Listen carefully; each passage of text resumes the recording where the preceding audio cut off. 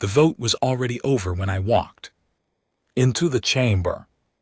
I knew it before I saw the board. I knew it from the way the Velhari delegation refused to meet my eyes, from the way the Sarathi observer folded all four of its arms inward, a gesture their species made only when they were certain something irreversible had just happened. I knew it from the silence, which was the wrong kind of silence, the kind that follows a verdict rather than a debate. My name is Kai Marin. At the time I was 34 years old, a junior liaison officer assigned to the United Earth Diplomatic Mission, and I had spent the last 18 months working inside the galactic conclave on behalf of my species.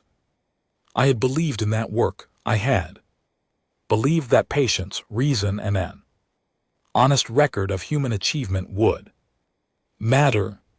I had believed the Council was, at its heart, a fair institution.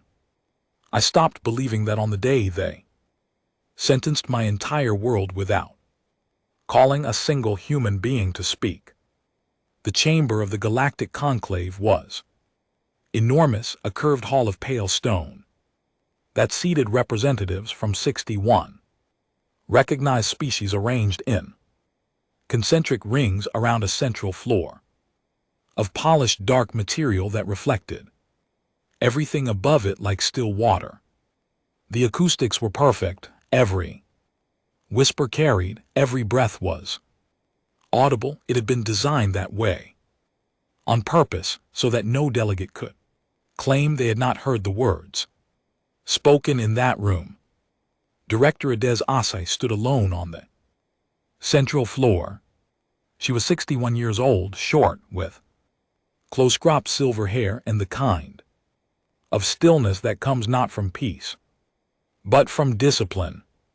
She had spent 4 decades in international diplomacy before taking the role of Earth's senior representative to the conclave. She did not move when I entered. She was watching the board. The board showed the vote count: 61 in favor, 0 opposed, 0 abstained. 61 species had agreed without a single dissenting voice that humanity was to be quarantined in the Sol system, permanently sealed behind a containment field, cut off from all galactic trade routes, all communications networks, all transit lanes, no ships in, no ships out. The field would be constructed and activated within 1 galactic standard year, approximately 11 of our months. The official language of the decree called it protective separation.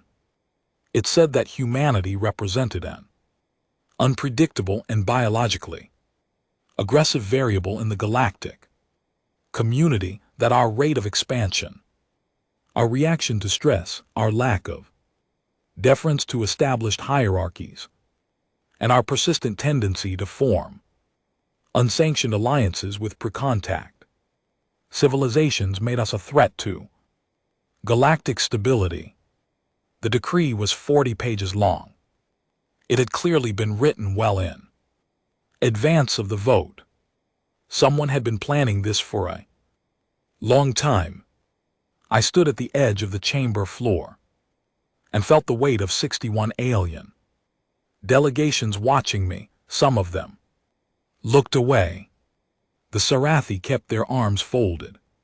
The Velhari ambassador, a tall, silver-robed figure named Counselor Veth, turned his face toward the wall, not the vote board, not the floor, the wall, as if looking at something none of the rest of us could see.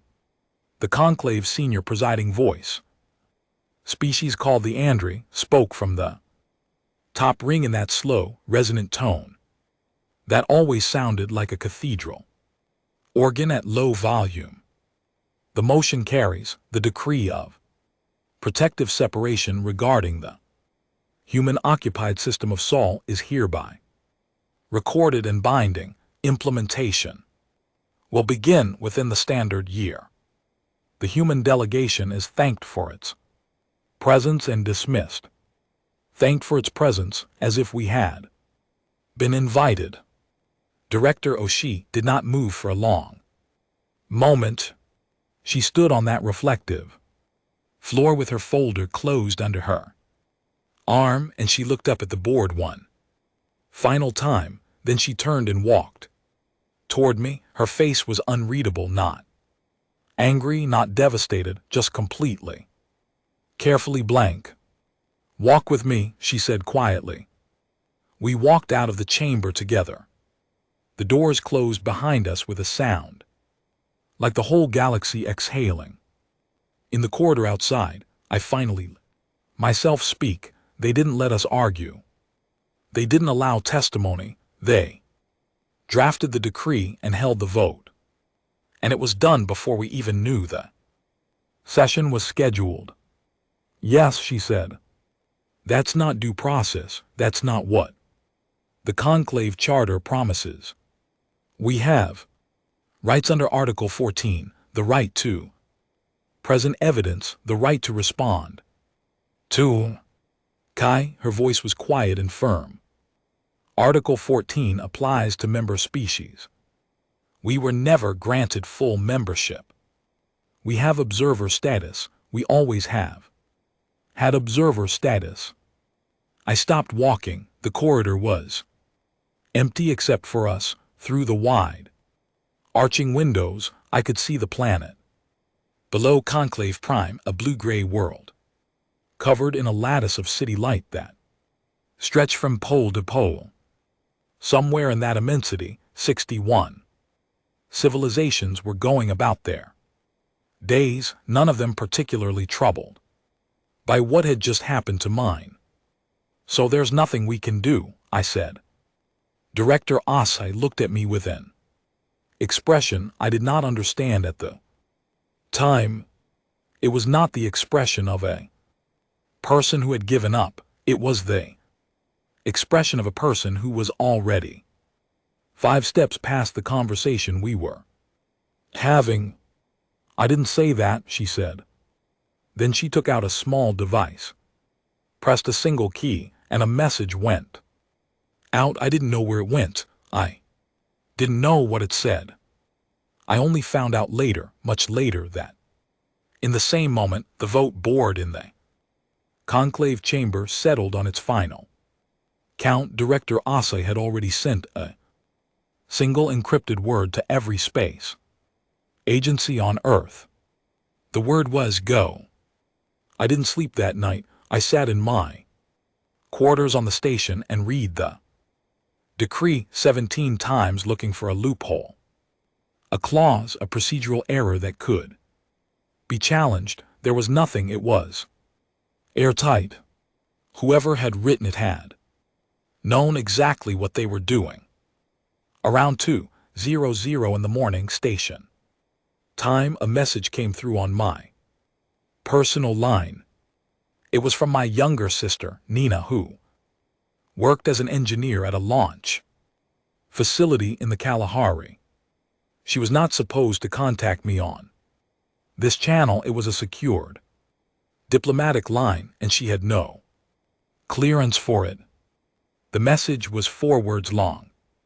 "We're already moving, Kai."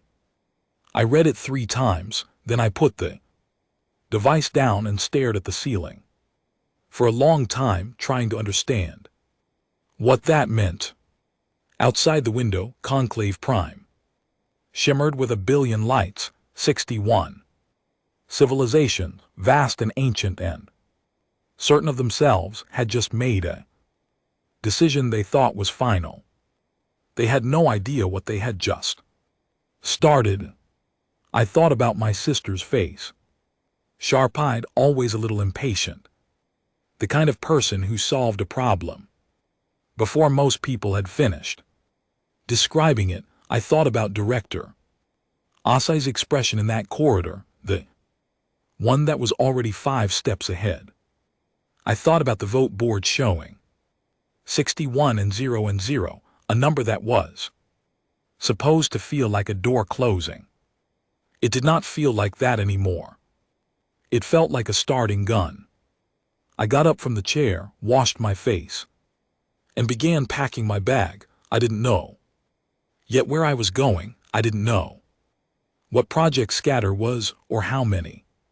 Ships were already spinning up there. Drives in the dark on the far side of Earth's moon. I didn't know that 11 months from now, the conclave would activate a containment field around a solar system that would be, by that point, significantly less full of humans than they expected. All I knew was that when Director Oss had heard the word exile, she had not heard a sentence. She had heard a deadline. And somewhere back on Earth, my sister and about 8 million other people were making sure we met it. I zipped up the bag. I took one last look at Conclave Prime through the window, at all those careful, ordered, ancient lights. Noted, I said quietly, the way Director Oss I had said it to the chamber. Then I turned off the light and walked out. The first thing that hit me when I landed back on Earth was not the smell of the air or the weight of real gravity.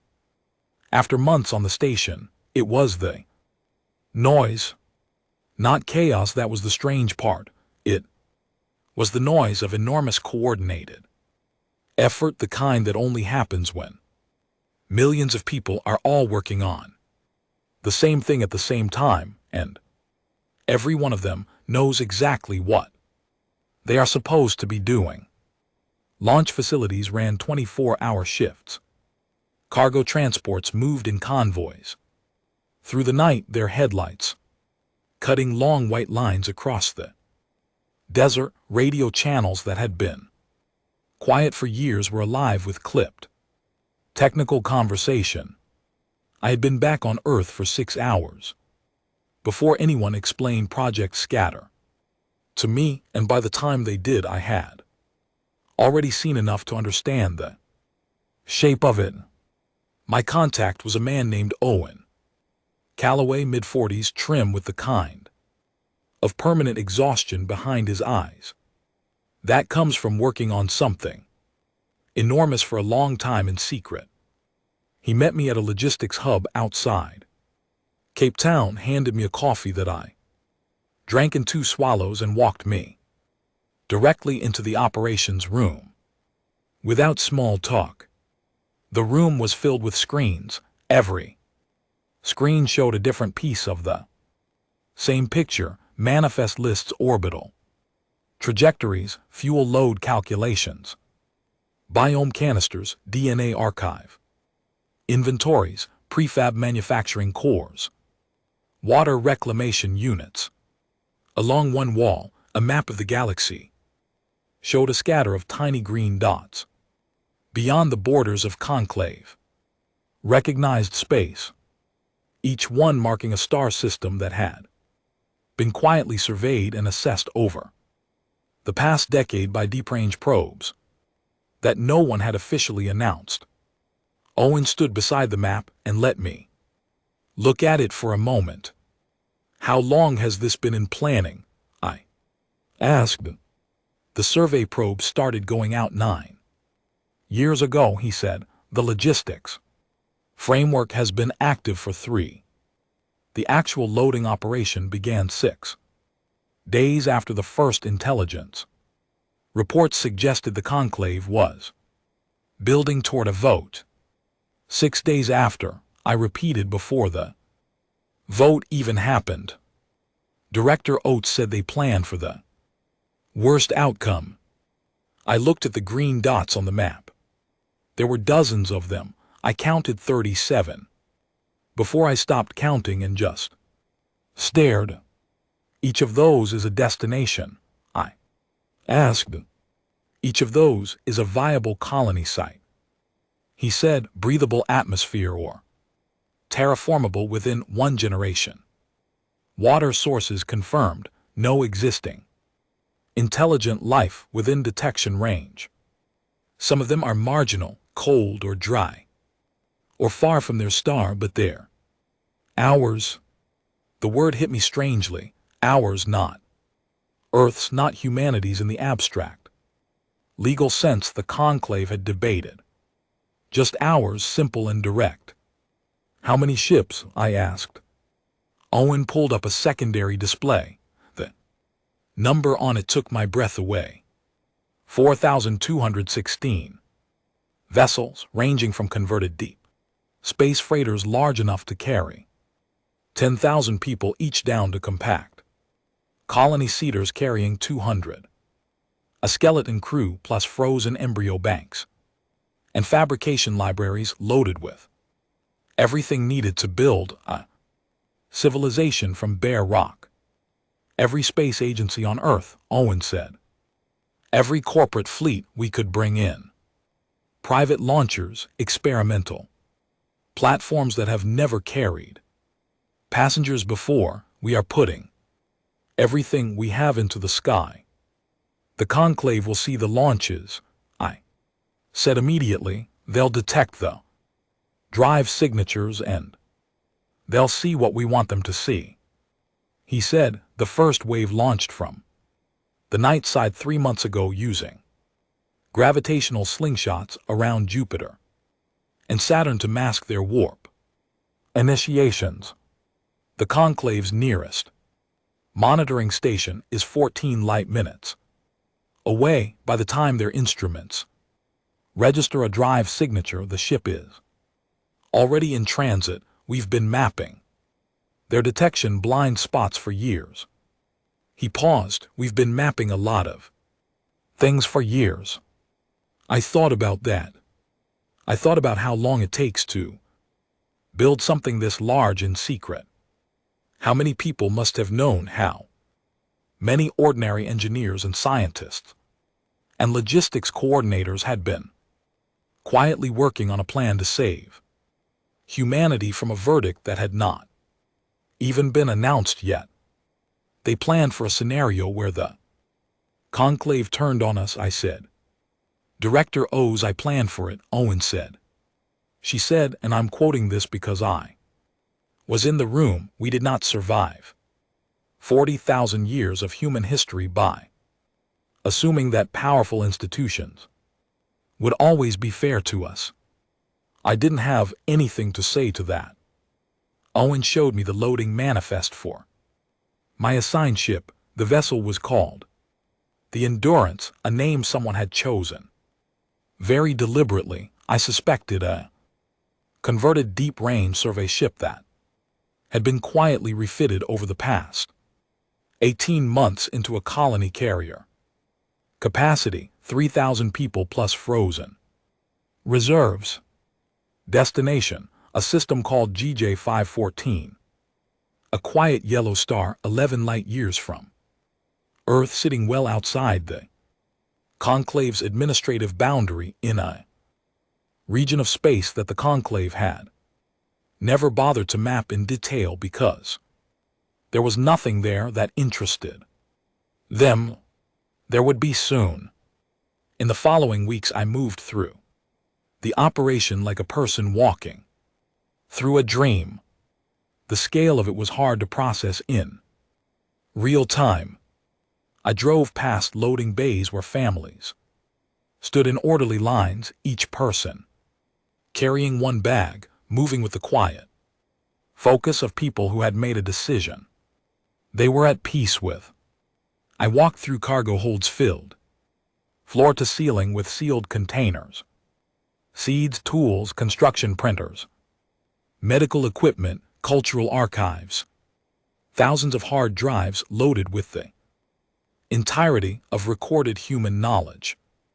I sat in briefing rooms where geologists showed maps of planets none of us had ever seen, pointing to river valleys and mineral deposits and talking about them the way people talk about places they have already begun to love. Not everyone was going, that was important to understand. Project Scatter was never meant to empty Earth. Roughly 2 billion people had volunteered or been selected for the colony ships. The remaining 6 billion were staying. Not because they had been left behind, because they had chosen to remain, to rebuild, to make Earth into something that the Conclave's quarantine could not diminish. Director Ose had been very clear about this in every briefing I attended. The people staying on Earth were not the ones who had given up. They were the ones fighting a different part of the same battle. But it was a battle fought without weapons, which I still found difficult to fully accept. Why aren't we fighting it legally? I asked Owen one evening in the small break room off the operations center. Both of us too tired to do much more than sit and drink bad coffee. The decree has procedural violations. The charter doesn't give the Conclave authority to impose containment on non-member species without a hearing. Owen finished. Yes, we know. The legal team has been building that argument for 8 months. He looked at his cup. But think about what winning that argument gets us. Best case, the Conclave agrees to hold a new vote. Then they vote 61-0 again, but this time with the correct paperwork. We're back where we started, except we've spent 11 months in legal proceedings instead of getting people out. I looked at the map on the wall, a small printed version of the one in the operations room, slightly outdated but still covered in green dots. So we're not fighting the Exile, I said. Slowly. We're making it irrelevant, Owen said. There's a difference. That was the night it finally settled into place for me. The full shape of what Director Ose had seen from the beginning, standing on that reflective floor in the Conclave chamber, while the vote board showed 61-0. She had not heard a sentence. She had heard a deadline, and she had understood instinctively that the most powerful response to someone trying to contain you is not to argue against the container. It is to be somewhere else before the lid comes down. The months moved fast after that. I threw myself into the logistics work, coordinating communications between the scattered teams and the diplomatic mission, making sure the Conclave saw exactly what we wanted them to see: a quiet, compliant humanity preparing for separation, processing the decree with appropriate solemnity. We sent carefully worded acknowledgments. We attended the procedural follow-up sessions. We filed the required documentation. We were the picture of dignified acceptance. Behind that picture, 4,000 ships were leaving Earth in the dark. I met the people who would be on my ship during the final briefing week. 3,000 of them, engineers, doctors, teachers, farmers, builders, children. A woman named Harriet Cole, who had spent 20 years as a marine biologist and was going to spend the next 20 figuring out the ocean chemistry of a planet she had never visited. A man named George Adler, who was 58 years old and had insisted on joining because, as he put it to me with complete seriousness, he was not going to spend his remaining years being told where he was allowed to exist. George became one of my favorite people. The night before we launched, I called my sister Nina. She was still at the facility in the Kalahari. She was in the staying group, one of the engineers who would keep Earth's own space infrastructure running after the field went up. You should be the one going, I told. Sorry. Someone has to make sure the lights stay on here, she said. She looked tired but steady. You'll check in when you can. When I can, I said. The comm channels would be limited once the containment field was active. We both knew that. Kai, she said, they think they've ended us. I know. Let them think that for a while, she said. It'll make it better when they find out. I laughed. It was the first time I had laughed in months. It felt strange and good at the same time. The next morning, the Endurance lifted from the launch pad at 400 local time. In the dark and the quiet, joining a stream of ships that had been quietly bleeding into space for months.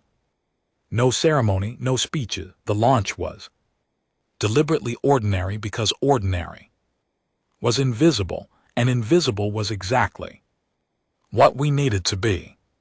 I stood at the observation port and watched Earth grow small behind us. It did not look like a condemned world. It looked like what it was, a living planet, patient and blue, full of people who had decided that a verdict delivered by 61 distant civilizations was not, in the end, the final word on what humanity was allowed to do. Somewhere in the conclave chamber, the vote board still showed its numbers, 61 and 0, a count that was supposed to feel permanent. It had about 11 months left before it stopped meaning anything at all. The Endurance entered warp transition at 8:47. The stars outside stretched and folded. Earth disappeared. Whatever came next, we were already in it. I did not expect the silence of deep space to feel like freedom. In the months I had spent on conclave station, silence had always felt like pressure, the specific pressure of being somewhere you were tolerated but not wanted, where every quiet moment carried the awareness of how many voices in those halls considered your species problem to be managed. That kind of silence makes you shrink. It makes you choose your words carefully and sit up straight and remember that you are a guest, always a guest, and guests can be asked to leave.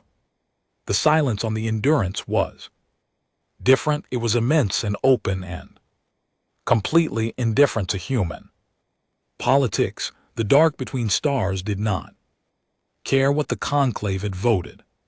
The light from GJ 514, still 11 months away and barely visible, as a slightly warmer point among a million others, did not know or care that 61 civilizations had decided humanity was a problem. The universe outside that observation port was not against us. It was simply waiting.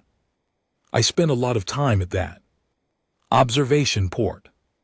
The ship ran on a regular schedule: work shifts, meal rotations, exercise times, sleep cycles. 3,000 people in close quarters over 11 months require structure, and the crew had built it thoughtfully. There were arguments, of course, tensions, moments when the weight of what we had left behind became too heavy to carry quietly.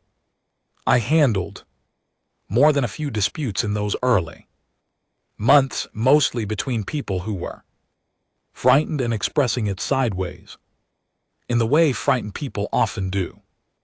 But there was something else underneath all of it, something I had not expected and did not know how to name at first. About 2 months into the journey, I was walking through the lower cargo level during an off-shift hour, doing a routine check of the archive containers, when I heard voices coming from one of the small equipment bays. I looked through the open door and saw a group of about 15 people, ranging from their 20s to their 60s, sitting in a rough circle on storage crates. A woman named Clara Finch, 30-something, a structural engineer from Glasgow, was showing a hand-drawn map to the group. It was a rough sketch of what she imagined GJ 514's primary planet might look like based on the probe data and her own extrapolations. They were planning where to build things, not anxiously, not desperately, with genuine enthusiasm. They were arguing about whether the first permanent structure should be positioned near the river delta that the probe data suggested existed on the southern continent, or higher on the plateau above it where the weather patterns might be more predictable. They were debating the merits of prefab, modular construction versus site-built stone structures for long-term durability. Someone had already given the planet name. They were calling it Ren after no particular reason except that someone had said it out loud one day, and it had stuck. I stood in the doorway for a moment, listening. These were people who had left behind homes, careers, families, an entire world they had known their whole lives, to go to a cold rock orbiting a star no one had named yet. They had been exiled by 61 civilizations in a vote that took less time than a meal, and they were sitting in a cargo bay, drawing maps of where to put the hospital. I went back to my quarters and wrote a long message to Director Osa. It went into a delayed queue. We could not transmit in real time through warp and would not reach her for days. I told her what I had seen. I told her I had finally understood something I had been slow to grasp. The conclave had framed their decree in the language of containment. They saw the exile as a way of stopping something, stopping human expansion, stopping human unpredictability, stopping the disruption that human contact seemed to cause everywhere it reached. They imagined exile as a wall, but a wall only works if the thing inside it is trying to get out through the wall. We were not interested in the wall. We had already gone around it. Her reply came 11 days later, 2 lines long. You're describing something the conclave has never successfully modeled. They assume all species ultimately want the same things. They want recognition, status, a seat at the established table. They do not understand a species that builds its own table and invites everyone else to sit down. I read that twice, then pinned it to the wall above my bunk.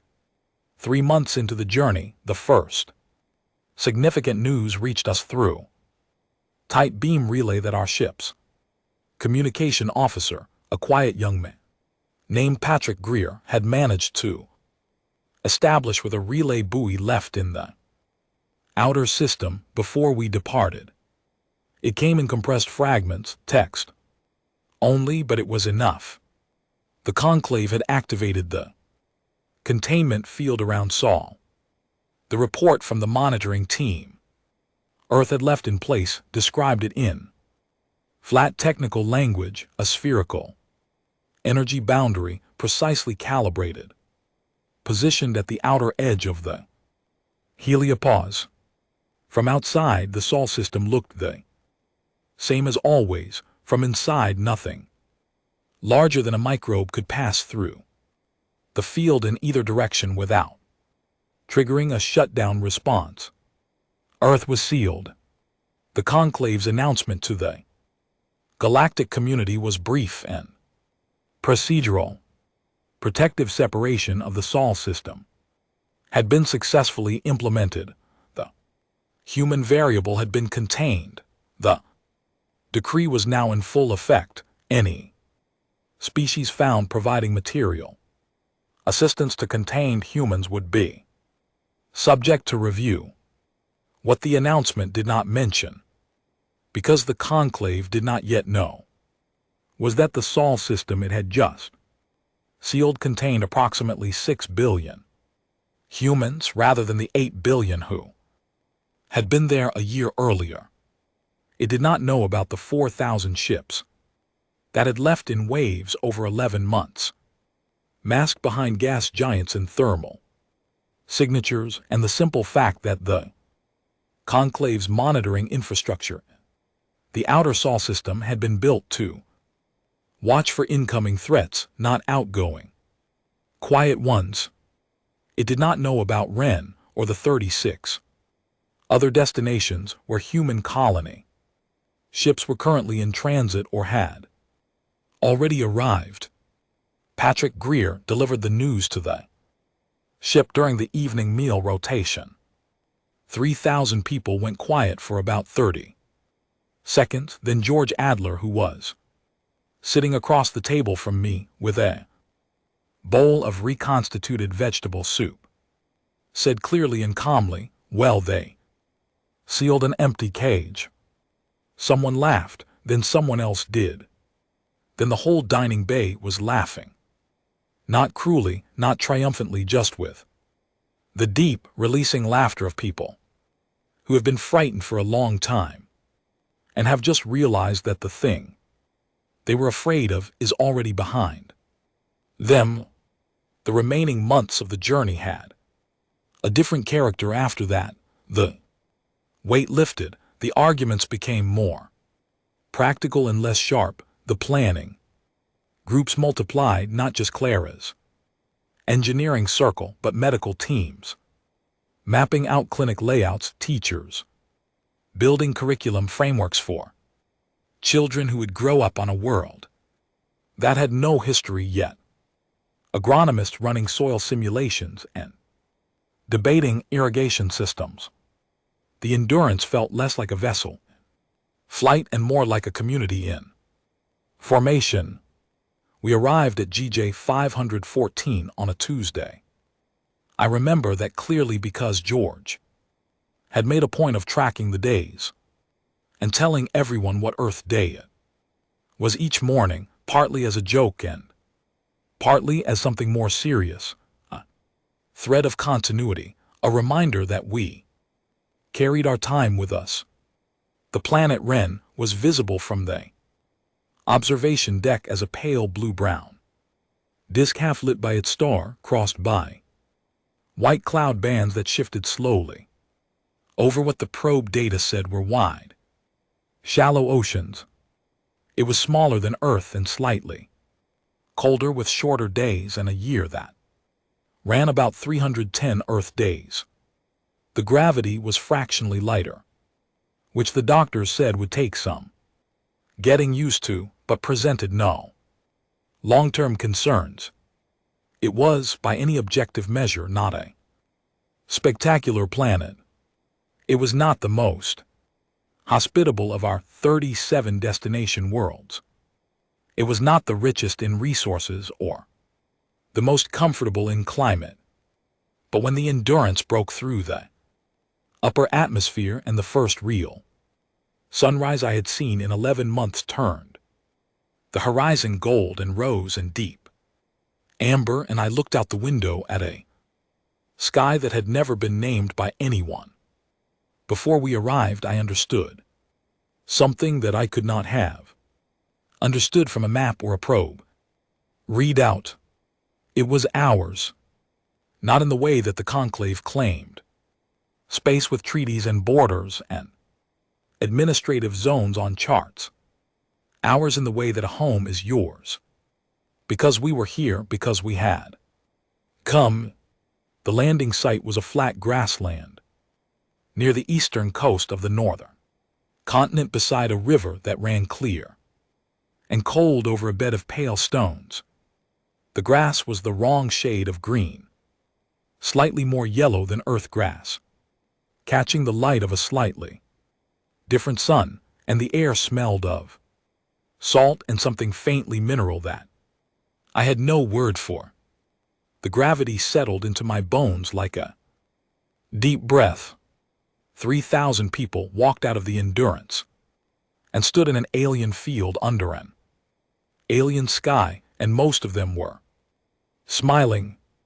Clara Finch walked up beside me and looked around at the landscape for a moment, then she pulled out her hand-drawn map from the cargo bay and held it up, comparing her sketch to the actual horizon. Rivers further east than I drew it. She said critically. You drew it from probe data on a ship. At warp, I said. Still, she folded the map and put it away. The plateau looks right, though. We should start the survey tomorrow. She walked off toward where the equipment team was beginning to unload the construction printers.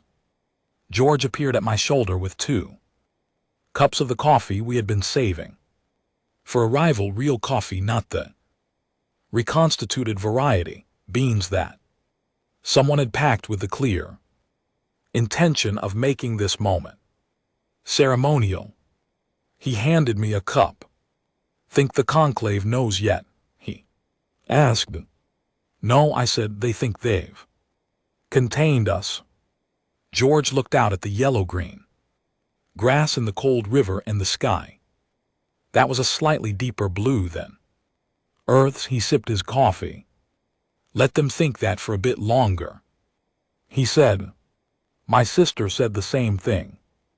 He nodded slowly. Smart woman.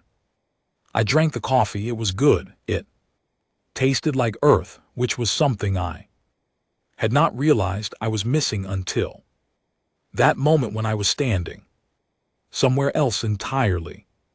Above us, the second landing craft from the Endurance was making its approach, engines reflecting gold in the morning light.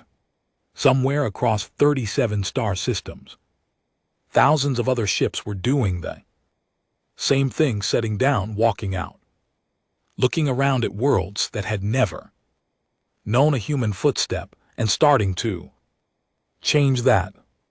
The containment field around Sol was active. Earth was sealed, and humanity was already 37 places at once. 3 years is a long time when you are building a world, and it is a very short time when you are trying to hide from one. By the time the conclave figured out what had happened, we had already stopped hiding. I was in the middle of a routine inventory meeting when Patrick Greer knocked on the door of the colony's central communications room and told me that a conclave intelligence vessel had been detected entering the outer edge of the Karoth Expanse, a vast, loosely mapped region of space in which 4 of our colony worlds sat, including the second largest human settlement outside Earth, a colony called Greenville on a world we had named Durin. The conclave ship was a standard survey class vessel, unarmed, moving slowly. It was not there for military reasons. It was there because 3 years after implementing what they believed was a total quarantine, something had started showing up in their data networks that did not make sense. Trading records from small species in the outer fringe showed exchanges of tools and materials that matched no known conclave registered manufacturer. A pre-contact civilization on a small ocean world called Marit had been observed constructing water filtration systems of a design that had not appeared anywhere in the conclave's technology catalogs. Most troubling of all, a merchant vessel from the Sarathi had filed a report noting that a planet in Grid Sector 9, Karoth, previously listed as uninhabited Class 3 rock, appeared to now have lights visible from orbit. Humans are not subtle about their lights. When the conclave intelligence vessel arrived in orbit above Durin, they found a colony of approximately 42,000 people who had been there for 2 years, building steadily and with no particular interest in being discovered, but equally no plans to run or hide if they were. The colony's administrator was a woman named Helen Marsh, a former city planner from Bristol who had the organizational instincts of a person who had once managed the infrastructure of a city of 2 million people and found a colony of 40,000. Somewhat relaxing by comparison. Helen received the conclave's official query transmission, read it carefully, and sent back a reply that I later obtained a transcript of and have read many times since. The reply was in full: "Hello, we are human settlers from Earth. We have been here for approximately 2 years. We are not causing any harm and we are not leaving. If you have questions, please feel free to ask them. We have coffee." The conclave intelligence officer did not know what coffee was. His follow-up queries were extremely confused. I heard about the Durin contact through our relay network 3 days after it happened, and I immediately put through an urgent message to Director Asai, who at that point was still on Earth. Her reply came back in fragments over the next week, and when I assembled them into a full message, the overall tone was one of measured, deliberate calm that I had come to understand was her version of deep satisfaction. The contact was always going to happen, she wrote. 42,000 people living on a planet that is visible from orbit were never going to stay invisible. What matters now is how we respond to the contact, not whether it happened. Helen Marsh has the right instincts. Keep the tone honest and unbothered. We have nothing to apologize for. Unbothered, that was the word she used, and it was exactly right. Because the conclave's response to finding Durin was not, as I had half feared, an immediate and aggressive effort to remove the colony. It was confusion. The conclave's enforcement frameworks had no good model for what to do with 42,000 humans who had set up a fully functioning community on a world outside conclave jurisdiction and were, by all observable metrics, being perfectly good neighbors to the local species they had encountered. The conclave charter gave the council authority over its member species and recognized worlds. It gave them the power to sanction, to quarantine, to restrict. It did not give them a clear procedure for handling a non-member species that had simply gone somewhere they had not thought to cover in their rule book. They sent 3 enforcement vessels to Durin over the following 6 months. Each one arrived in orbit with formal demands for evacuation. Each time Helen Marsh responded politely, explained that the colony had established residency on an unclaimed world according to every relevant legal principle the conclave's own charter recognized, provided detailed documentation of their land surveys, their agreements with the one sentient species in the Durin system, a small, non-spacefaring bird-like people called the Oreth, who had been delighted by the humans and had established a trading relationship within 6 months of first contact, and declined to leave after the 3rd enforcement vessel departed without having achieved anything. The council convened an emergency session. I know what happened in that session because Councillor Veth of the Velhari contacted me directly for the first time since the Exile vote, using a private channel that should not have existed and which I carefully did not ask him about. They are frightened, he said. He looked older than I remembered. There was something in his face that I had not seen there before, not the careful, diplomatic blankness of a conclave counselor, but something rawer and more personal. Not of your weapons. You have no weapons that concern them. They are frightened because they cannot find the edge of you. I'm not sure I understand, I said. You were supposed to be one place. Veth said, One world, one star, one contained point on a map. That was manageable. That was the shape of the problem they thought they were solving.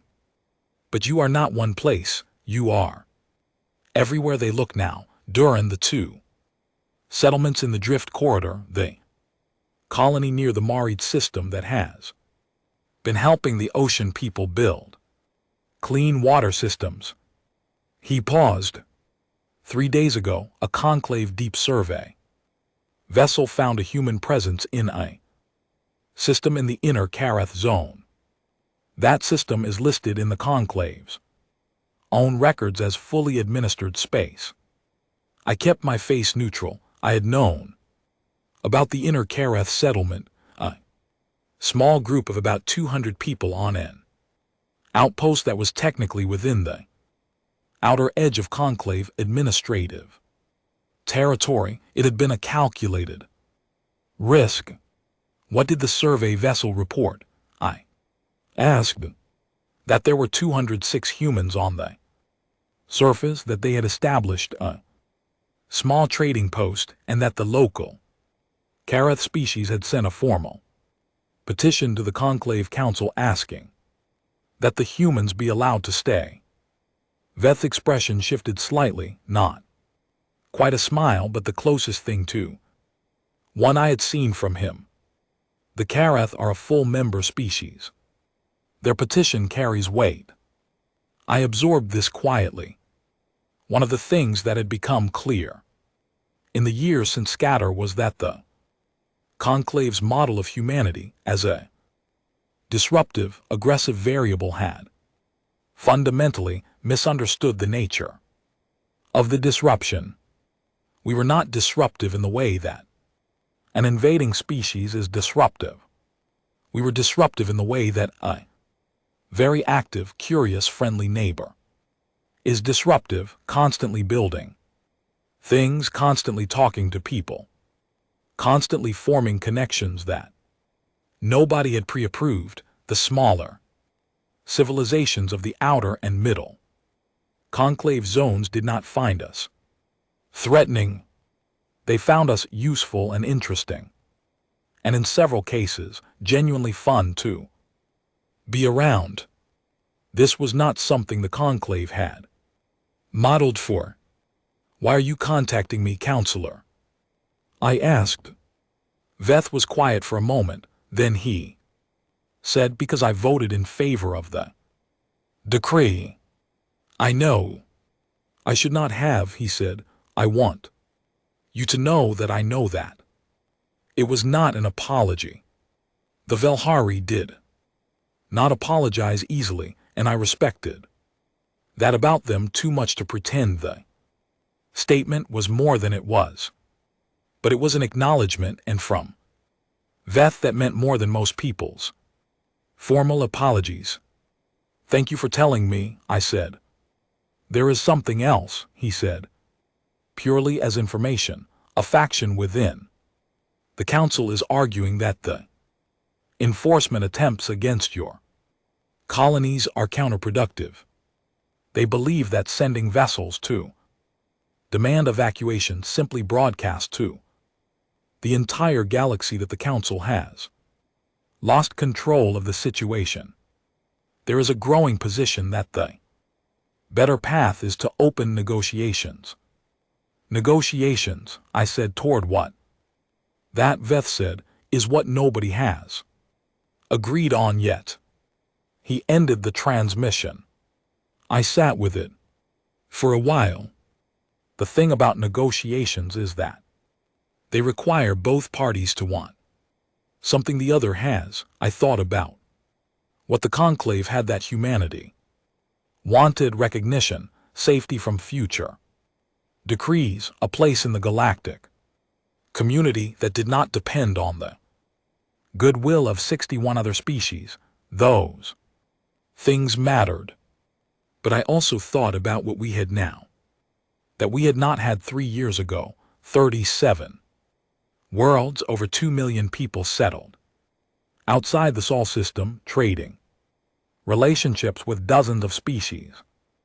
that the conclave had written off as too small or too primitive to matter.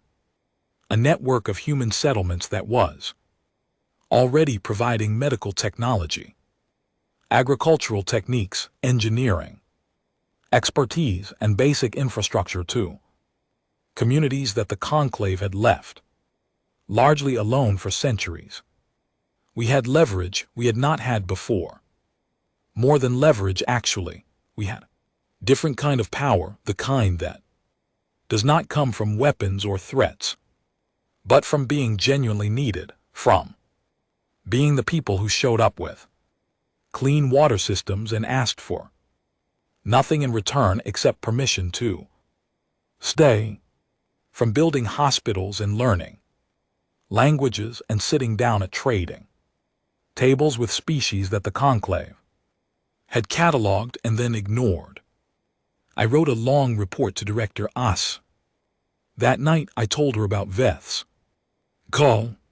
I told her about the internal conclave faction. I told her that I thought the moment was coming when we would need to decide what we actually wanted from any future engagement, not what we would accept but what we would ask for. She replied 3 weeks later. I've been waiting for you to ask that question, she wrote. Start thinking about answers. The council will reach out formally within the year. When they do, we should already know what we want the room to look like. Outside, the stars were sharp and cold. Above Wren's thin atmosphere, George Adler was sitting on the front step of the building we had converted into a temporary administration office, looking up at them with the patient, unhurried expression he wore when he was thinking about something large. Veth called, I told him. The Velhari one who stayed quiet during the vote. Yes. George nodded slowly. He feel bad about it. As close to it as he's likely to get. Good, George said without heat. They should all feel bad about it. He looked back up at the sky. Then they should do something about it. Feeling bad is only the first step. He was right about that. Feeling bad was only the first step. The question was, what came next? 37 worlds away, humans were building hospitals and trading posts and schools. They were drawing maps of continents no human eye had seen before. They were making friends in species whose names most people on Earth had never heard, in places the conclave had not bothered to look at closely enough to protect or claim. The council had exiled us to make us small. Instead, we had become 40. The negotiations were coming. Director O. I knew it, Veth knew it, I knew it. We just needed to make sure that when the conclave finally called us back to the table, we came with more chairs than they had seats for. The formal invitation arrived on a Wednesday. It came through official conclave diplomatic channels, a properly formatted request for engagement sealed with the council's authentication code, addressed to the human representative network rather than to Earth. Specifically, that detail mattered. Addressing the human representative network rather than Earth or the Sol mission was an implicit acknowledgement, the first one the council had ever made, in a formal document, that humanity was no longer a single-point entity. We were a network. The conclave was recognizing, in the careful language of interstellar diplomacy, that they could no longer pretend otherwise. Director Asai's response went out within the hour. I was in the communications room on Wren when Patrick Greer pulled up the text of it. It was 2 sentences long. We accept the invitation to engage. We will need a larger room. I read it twice. Then I put the message down and looked out the window at the yellow-green grass, bending in the afternoon wind, and laughed until my eyes watered. 7 years since a vote, bored in a pale stone chamber, had shown. 61 and 0 and 0, and Director Oss had stood on a reflective floor and said noted like she was already thinking about something else. 7 years since my sister had sent me 4 words on a secure line, "We're already moving, Kai." 7 years since the Endurance had lifted from a launch pad in the dark, and I had watched Earth shrink to a blue point in a sea of nothing. The Council had asked for a diplomatic re-engagement session. They wanted it held on Conclave Prime in the formal chamber, the same chamber where the Exile decree had been read. I understood the psychology of that request immediately. They wanted the setting to reinforce their authority, to remind whoever walked in that this was the seat of galactic governance, that whatever informal network humanity had assembled out in the fringe, here in this room, the established order still mattered. We agreed to their venue. We had nothing to prove about rooms. What we sent through their doors was something else. The human delegation to the re-engagement session consisted of 43 representatives, 1 from Earth and 1 from each of the recognized colony worlds. Some of the colonies were small enough that their delegate was the only qualified diplomat on the planet and had never attended a formal interstellar session before. Some of them were geologists or engineers or doctors who had been elected or appointed by their communities in the way that small, self-organizing groups elect people, by pointing at whoever seemed most sensible and saying, "You go, we trust you." When I walked into that chamber as part of the delegation, the first thing I saw was conclave representatives registering the number of humans coming through the door.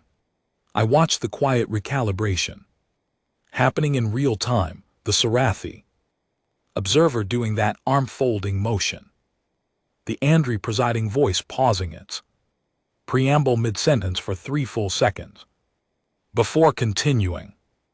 The Velhari delegation, for their part, showed nothing but Counselor Veth, sitting in his usual position in the outer ring, caught my eye when I found my seat and gave me the smallest possible nod. The 43 of us took our seats. The chamber was not in fact large enough to accommodate us comfortably. Several colony delegates were seated in temporary chairs added hastily along one side. George Adler, who had insisted on attending as Wren's representative, despite having no formal diplomatic credentials whatsoever, and who had been cleared through 3 escalating security protocols before anyone could stop arguing about his credentials long enough to just let him through, sat 2 seats to my left with the expression of a person who was exactly where they had decided to be and had no interest in being anywhere else. Director Oz sat at the center of our delegation. She was 68 years old now. Her hair was entirely silver and she had a new scar along one wrist from a manufacturing accident in one of Earth's rebuilding programs, a fact that I found out later from someone who had been there. She sat with her folder closed on the table in front of her and looked out at 61 other delegations and said nothing, waiting with perfect patience for the session to begin. The Andre presiding voice opened the session by welcoming the human observer delegation and then stopped because 43 voices said quietly but clearly and simultaneously, "Delegations and then went silent. Again, the correction landed the way it was. Meant to. Observer delegation was what we had been. 7 years ago, one voice observer status.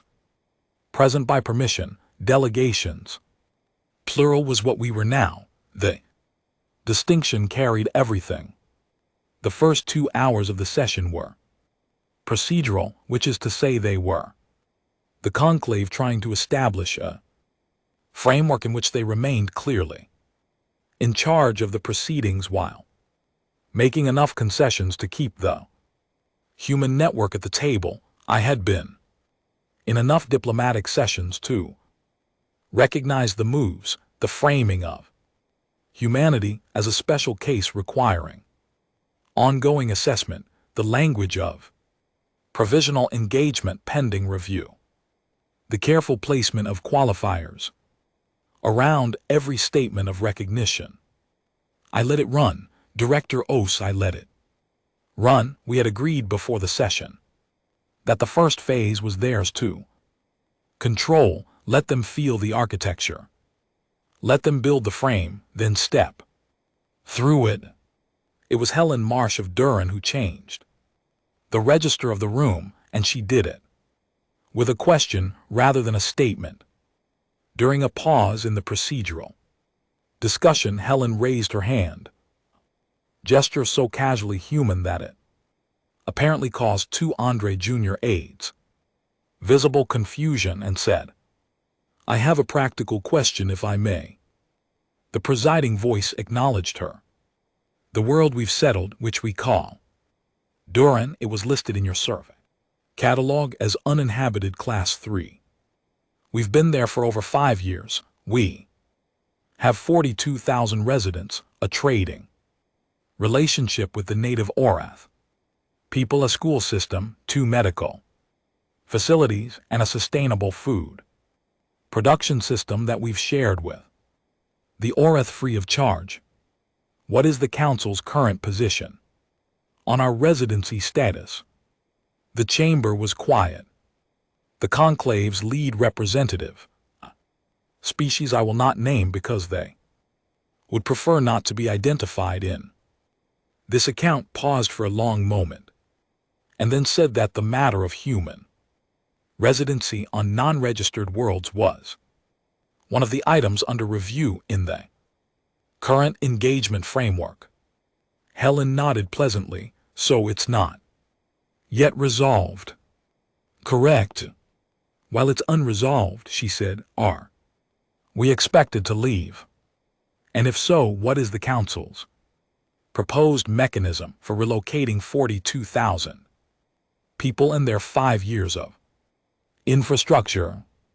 More silence. The question was perfectly reasonable.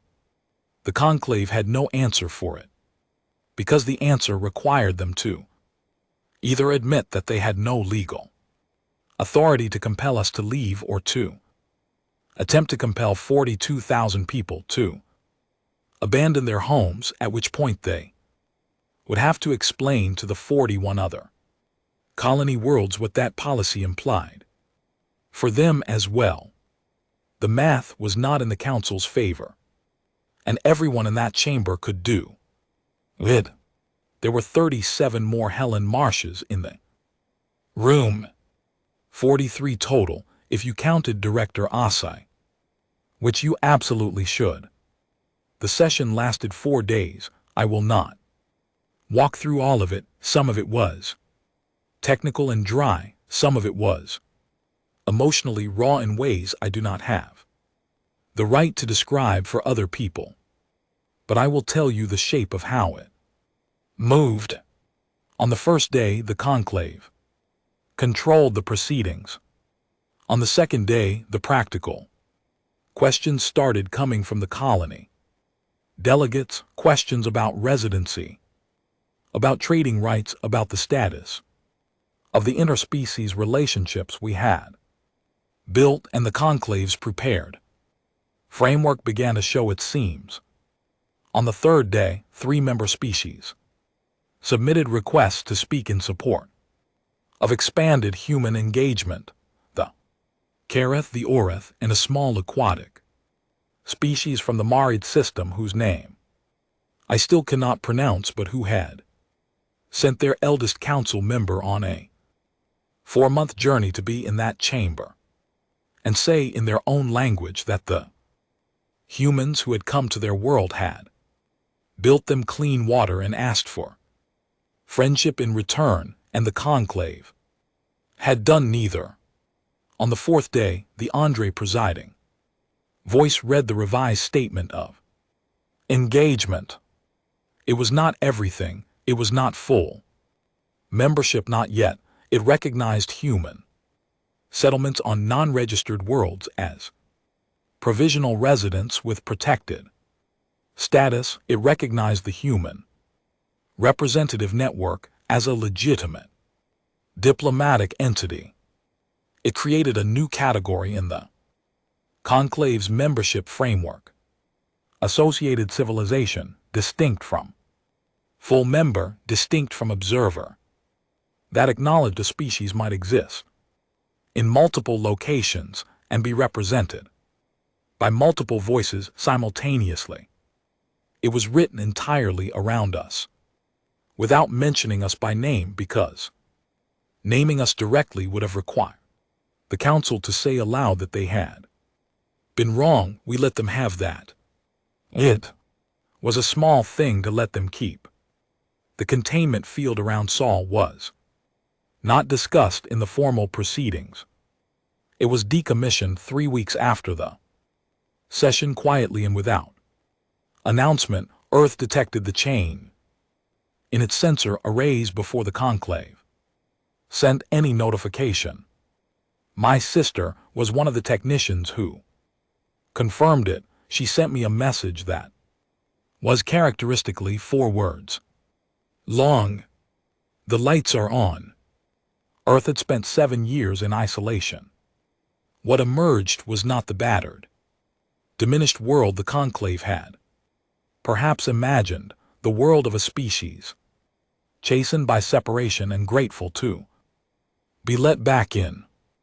The Earth that came out of 7 years of quarantine had rebuilt its own infrastructure from the ground up, had run its own internal communications networks free of conclave oversight, had developed technologies the rest of the galaxy did not have, and had perhaps most significantly rediscovered something about itself that the long centuries of trying to join the galactic community had partially buried. Earth did not need the conclave's approval to exist. It had learned that in the hardest possible way, and it had come through the lesson intact. The last day of the session, after everything was signed and the chamber was emptying out, I found Director Ase standing at the edge of the main floor, the same reflective floor where she had stood 7 years ago listening to 61 species vote against us. She was looking down at her own reflection in it just for a moment. I stood beside her. Was this what you saw? I asked. When they read the decree, was this what you were already thinking about? She considered the question for a moment. Not specifically, she said. I did not know about GJ 514 or Ren or 43 delegates in an undersized chamber. I didn't have that level of detail. She paused. What I knew was that this was not the end. I knew that because I know what we are, not what we're supposed to be or what they decided we were, what we actually are. What are we? I asked. She looked up from the floor and out at the emptying chamber, the last few alien delegates gathering their materials, the Valhari ambassador Veth pausing near the door to look back at us once before leaving, the morning light from the station's arc windows falling across the pale stone in long gold stripes. We are the species, she said, that hears. You cannot go there, and starts packing. George found us there a few minutes Later, his hands in his pockets, looking as unbothered as ever. He had apparently spent some of the previous day's break period teaching several Kareth Jr. aides a card game that may or may not have been entirely legal in conclave administrative space. So he said, "What's next?" I thought about Ren, about the yellow-green grass in the cold, clear river and Clara Finch's slightly inaccurate hand-drawn map that turned out to be right about the plateau. I thought about 37 worlds with human footprints on them, worlds that had been silent and empty before we arrived and were now full of the noise of people building things and arguing about things and laughing and getting it wrong and trying again. I thought about the species that had already asked us to stay, that had built something with us that the conclave had never thought to offer them. I thought about my sister sending me messages in 4 words or less across 11 light years of distance. "What's next?" I said, "is everything else." George nodded as if that was a satisfying and complete answer. Maybe it was. Outside, the stars were waiting. They had always been waiting. They did not care about conclave decrees or vote boards or the politics of 61 ancient civilizations debating the fate of a species they had profoundly misjudged. They were just out there the way they had always been, uncountable, open, waiting for whoever was willing to go. We had always been willing to go.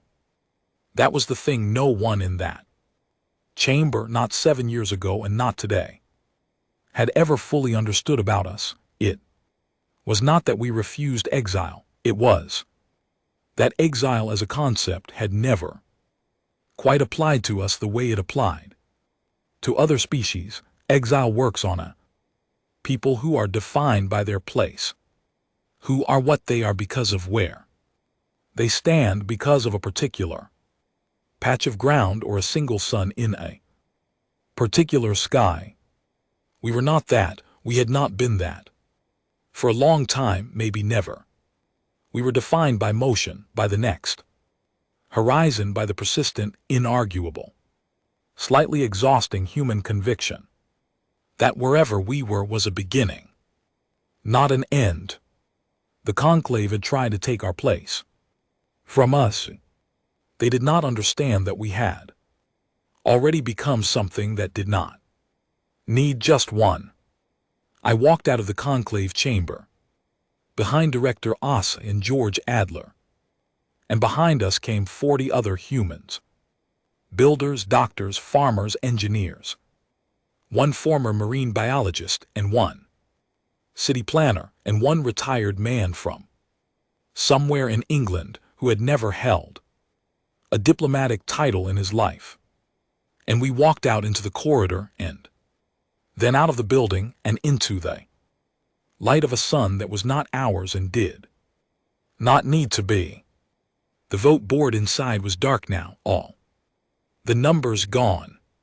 A new count was beginning somewhere in the records of 37 worlds and the lives of 2 million people and the quiet, ongoing, unstoppable work of a species that had been told to stay put and had said in the most practical way possible, no. We walked toward the transit bay where our ships were docked. George was already talking about coffee. The stars were waiting. We were already going.